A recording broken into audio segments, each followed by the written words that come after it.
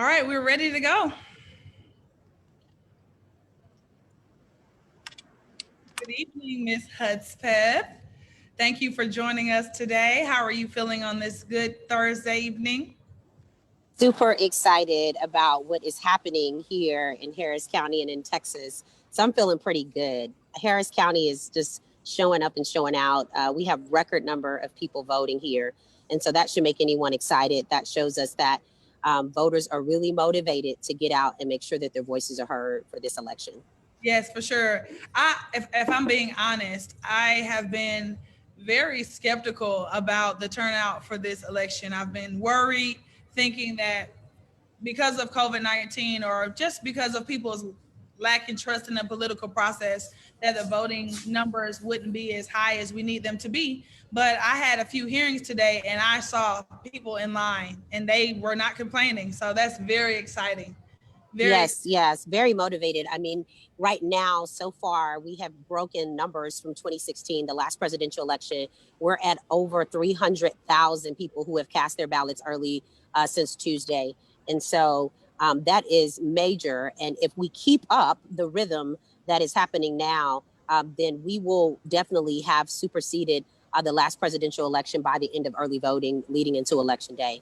And, here, there's so many ways to vote. Like there's no excuses not to get it done. Yeah, and we're going to get more into that because I want you to educate all of the listeners of the Girls Talk University podcast about voting. But first, and I know you're a busy lady, I want the viewers to know a little bit more about Teneshia, right? So we were so excited that we reached out to you and you were willing to talk to the Girls Talk University listeners about what you're running for and why you decided to run for what you're running for. So full disclosure, up until about a year or two ago, I didn't understand the county clerk position. And I'm a full-blood attorney now. I have no excuse. And I'll say I still don't understand county clerk in its entirety. I know they're responsible for a lot of people and a lot of things getting done. So could you just first just share with the viewers what is a county clerk and why you decided to run for that position? Sure, absolutely. So first, I'll kind of just give you all the background of the importance of the county clerk role.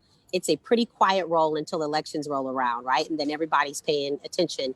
So the county clerk role in most counties in the state of Texas is known as, per se, the official recorder of all major documents of individuals' lives. So if you've resided or ever lived in Harris County, you'll come through this office for something. Maybe it's a birth certificate. If you've ever started a business, you get your DBAs, your doing business as through our office.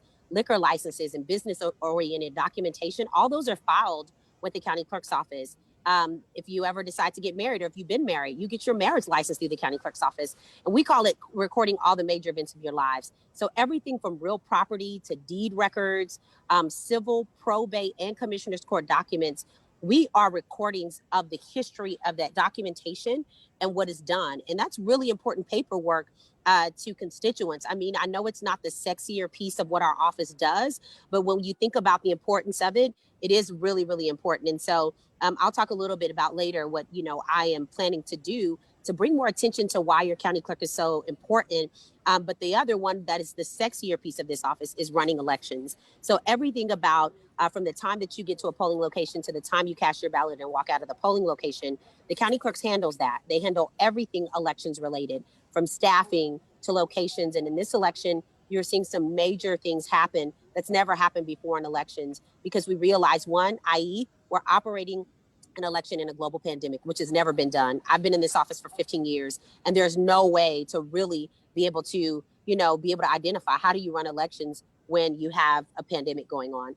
And then the other is, it's being a presidential election, probably one of the most historical elections of our time. So the biggest part of the office that's gotten more attention over the years is the fact that we run elections and the different things that's happened over the years. The other side of the clerk's office is just as important, and it supports elections. The staff that work to file records and documents, they also work elections and help to make sure that we have proper staffing leading up to election day. So why did I decide to do this? So just a little bit about myself. I grew up in Austin, Texas. I came to Houston in 1999. Yeah, Austin, yeah. Came to Houston in 99 to attend Texas Southern University, where I got my degree in communications. My second to last year at TSU, I interviewed for a Mickey Leland congressional internship, and it led me to DC to intern for a congressman on the Hill. Well, my communications of what I thought I was going to do, which was going to be on the news and doing, reporting, turned into totally communications for public service and politics, which is what led me back here to Houston and Harris County Clerk's office. I was hired 15 years ago as the administrative assistant around this time in public affairs. And now 15 years later, I've had 5 total roles, now being the second in command, the chief deputy of the county clerk's office. And so I have truly learned every single nut and bolt of this office, how it works, the people that serve the constituents, and how to, to make things better. And so I've seen a wave of differences happen in over a decade of voting. From one point you had where you can only vote at your precinct. Now in Harris County, you can vote anywhere you want to choose. And that is, it's exciting, but it's history making that, areas that were thrown up as barriers to get out to vote no longer exist in terms of being able to get to the ballot. And so this election, for the very first time, we have extended hours. So you can vote every day of early voting, 7 to 7, Monday through Saturday. Sundays is 12 to 7. But the last week of early voting, we're going to be open till 10 o'clock p.m. And then leading to the last Thursday, Friday will be a total of 24 hours that voters can choose to vote. And we chose 7 locations to do 24 hours, particularly in communities that directly are communities of colors that are shift workers, people that don't have the traditional 8 to 4:30 hours, right? And that will be more accessible across the board. And then lastly, drive-through voting. We have 10 locations where individuals can drive through vote. We've partnered with the Houston Rockets, with here at NRG now, with the Houston Texans, to get large facilities, churches, places where voters can feel safe and secure when they walk in. They have plenty of room for social distancing, the machines, PPE, hand sanitizer. And so what is happening is, just when you think you couldn't evolve voting anymore, right? Here comes a global pandemic and you have to figure out how to still get it done, but do it safely, securely, and educate. And unfortunately, our county's really been attacked politically for all of the things that we've been doing to make voting accessible. So why am I running? I'm running because I'm invested. I love the work that I do. I've not only worked in the county clerk's office for years, I've served on the Urban League Civic Engagement Board. I've served in my sorority, Delta Sigma Theta, as a social action chair for many years. And so even when I wasn't getting paid to do this, this was passion for me. This is something that was important, but more importantly, important to the community that I serve. And so I knew this year when the former county clerk stepped down and the interim was not running, that it was incumbent upon me to step up and run and do the job to ensure that this office doesn't go backwards, that it only goes forward from here. Yeah, that's awesome. I mean, you kind of answered my next question, but I guess I'll still ask it for the viewers.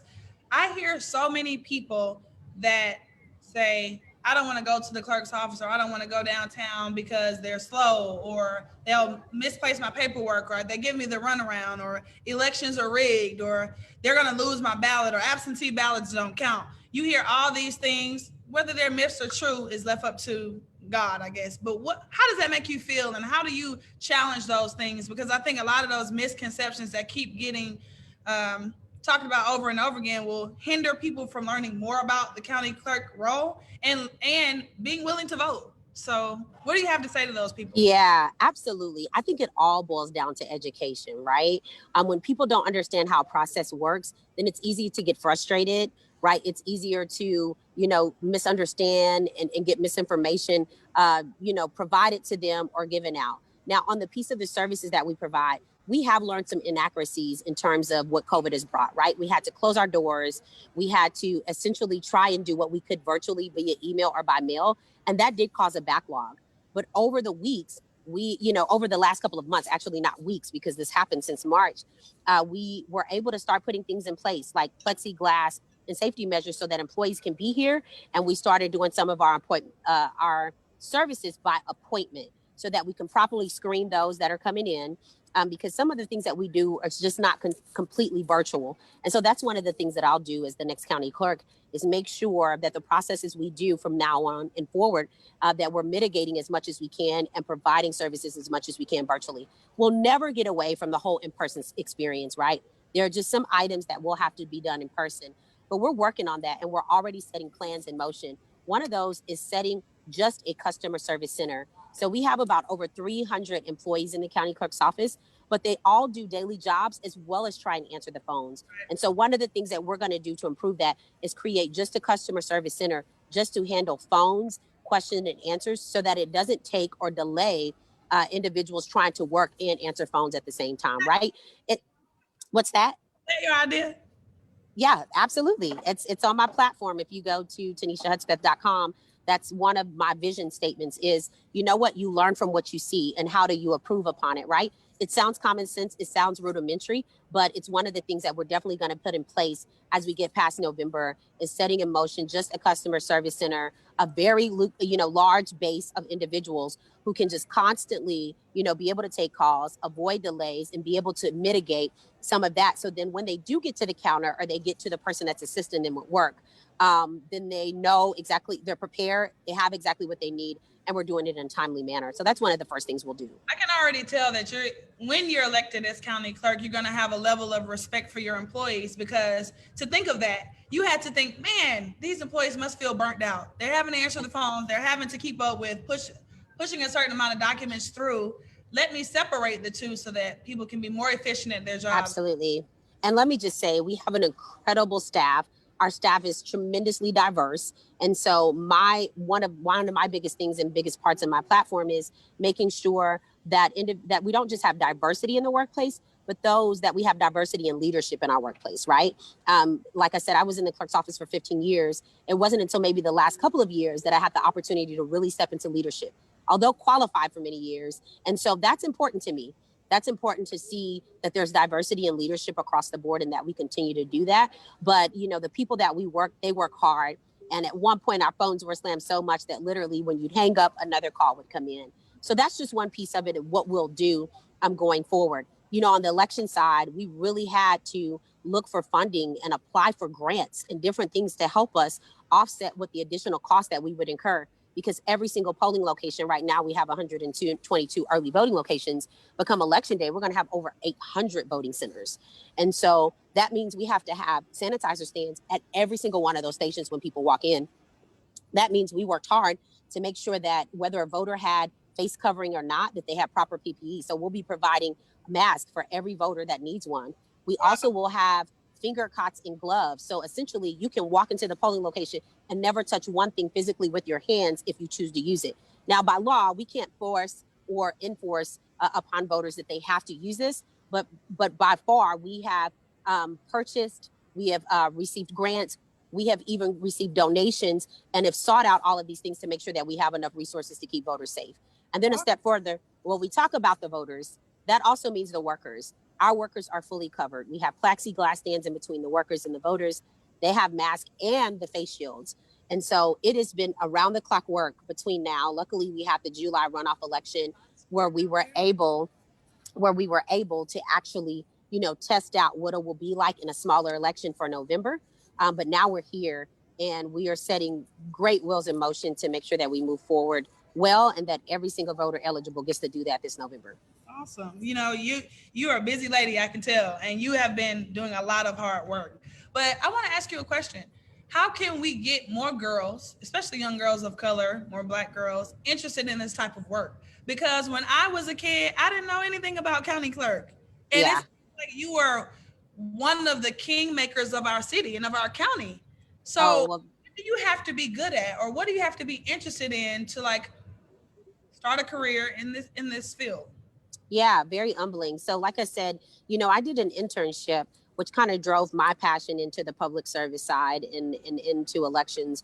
But then while I was here, I was like, hey, this is interesting how we work with this department to do this and that, right? When someone needs to get a will for their family member or get probate court documents, think about how that impacts community of colors, right? When you have a loved one to pass, but they're trying to get the records or documentation legally to find out where the property goes, what needs to happen. And so I think those are all good pieces. But for young women who might be interested in public service, period, I think the first thing they do is find out how they can intern, how they can just show up and sit around and listen and learn. One of the things I'm super excited about, because I've had so many opportunities of people to allow me to intern in many different realms, is allowing young girls, because I'm passionate about young women learning and getting a plethora of of resources and careers out there that they can be exposed to. And so I look forward to connecting with Girl Talk University and getting a group of girls to do a walkthrough of our office just to see what that physically looks like and get demonstrations of what that looks like. Now, of course, might be a little while, but we can work on doing it safely with PPE and be able to do a walkthrough. And then with the hopes of me being elected, I have connections with judges and many other elected officials around the county who would be more than happy to let young women come through their courtrooms and see what a day-to-day operation looks like, or maybe even do it virtually. I mean, we're doing everything virtual now. We could do that as well. And so right now we have elections going on. I think that would open up some really bright eyes to not like just go and vote, but learn how the actual process works. Right. Exposure. Yeah. Okay, so I only have a few more questions for you. I don't want to hold you up too long, but I think the next question, are you still there? Technical difficulties.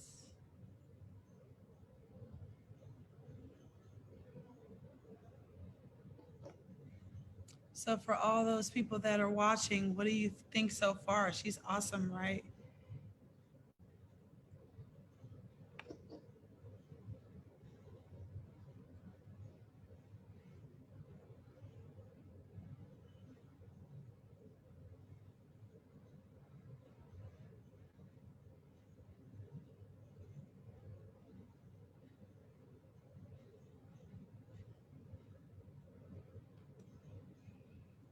All right, we are still here waiting on Miss Teneshia to come back. I think she may have had technical difficulties, but that is all right. I'll give her a couple more minutes to join the call before we end it. But we were talking with Miss Teneshia Hudspeth. She is the deputy assistant county clerk for Harris County, and she's running to be the Harris County clerk. Very important job in the city of Houston, county of Harris, in the state of Texas. One of the most important jobs you can actually be elected for. A lot of people may not have heard that role and may not understand what it entails. So she gave us a lot of great information on that. 722. Thank you, Teneshia. She was really busy. I think it's a testament to what type of county clerk she's going to be. I mean, you can obviously tell she was at the Texan Stadium. She was at NRG Stadium. And she took 20 minutes of her time to speak with Girl Talk University. So I don't know if Teneshia will ever listen to this or hear this back or replay this. Teneshia, from myself, Staci, Charles, and all the people of Girl Talk University, we thank you. You were fantastic. Hey, you were awesome. I really, really wish you the best in your upcoming election. For all those people who are afraid about voting because of COVID or because of whatever, you absolutely have no excuse. I mean, they have polling locations open all across the city. It's safe, it's secure, they're open late. I mean, these people are working like crazy to make sure that people have access to their right to vote. So use it, okay? That's my soapbox for today. This has been Staci with Girl Talk University with Miss Teneshia Hudspeth. She's running for Harris County Clerk. If you don't know what the county clerk does, just replay this. Now you know, all right?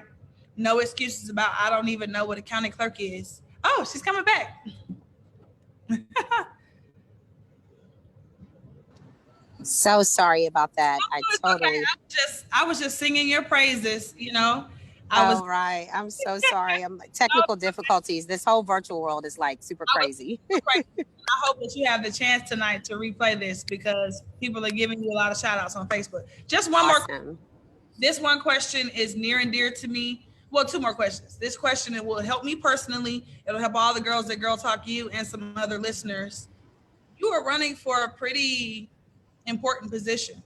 And I know that with running for that, you have naysayers. You look young. You have people that may not believe in you. Or who's Teneshia? Who's that? Who does she think she is, right? All of these things that you might have heard growing up, but the higher you go up, it's like the louder the voice gets. Yeah. Where do you get this sense of self or this confidence or this strength to move on in spite of that, right? Because I think young girls, as young women, That's a difficult thing, especially when there are not a lot of people that look like us running for county clerk, So what do you tell yourself, or what are your mantras, or what do you do to get past that? Well, one of the first things I told myself when I decided to run, right, was the job.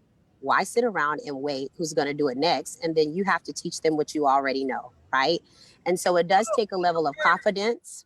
It does take a level of confidence. But when you know your job and you've put the time and work in, you have to value yourself, right?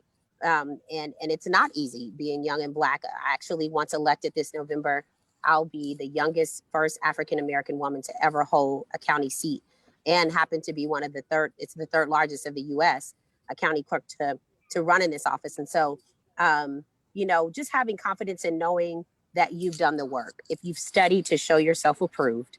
And I have to say, I don't do it all on my own. I have a great foundation. I have family and people around me. Who you surround yourself with is who you become. It's who you're alike, right? And so surrounding yourself with like-minded people. And so what I say to Girl University and the young women that's watching this tonight, or who's ever watching this platform, is if you're not where you already want to be, then be around individuals that are already there, right? Position yourself, get you a mentor, get several mentors for several different areas of your life. And even if you're not already there, position yourself as if you're going there. And pending on that, you will get there with time. I know sometimes we want to rush it, right? And we say, well, I've been doing this and it needs to happen now. My situation is definitely not ideal. I spend a lot of days and weeks wondering, is this really, where I'm going to be? This is not the timeline that I thought it would be on, but I continued on that road and the path, and having confidence that I'm in the right place. And that's what I'm purposed for. So yeah, I mean, it takes a lot of different things to grow that area of confidence. But the thing that's helped me the most is positioning myself with the people that I see that I want to be, right? And maybe not be exactly, but the characteristics that I want to exude, the goals that I want to achieve. And when you're surrounded around people like that, they push you, they encourage you. And they also correct you when you don't get it right? So, because we all need correcting, nobody's perfect. So yeah, that's my spiel. Can I hang around you then? You absolutely can. You absolutely can. I'm always looking for to pay it forward. But it does come work behind that. I know we have a new generation that's like, it's social media, it's so many different things, but depending on what industry you're going into, it does require work and sometimes patience. And sometimes, yes, you'll deal with outside forces. You might deal with colorism. You might deal with, sexism. It could be all kind of different things. I probably dealt with it all because in public service, it tends to be male dominated. Right. And so it all depends on where you are and knowing what your purpose for. When you know that your purpose for it, it's kind of hard to run away from it. It'll keep bringing you back, won't it? It'll keep bringing you back. That's right. That's right. And so it's been fantastic. And I can't wait for you to see the comments. I can't wait for you to hear from all the people. We appreciate you at Girl Talk University. God bless you. And we pray for your success. We already know it's a win. Keep working hard. And we'll see you on the other side. See you on the other side. Thank you so very much for inviting me to this platform. Excited to tell people about why the county clerk is important. You have a good night. Thank you. Bye-bye. Bye-bye.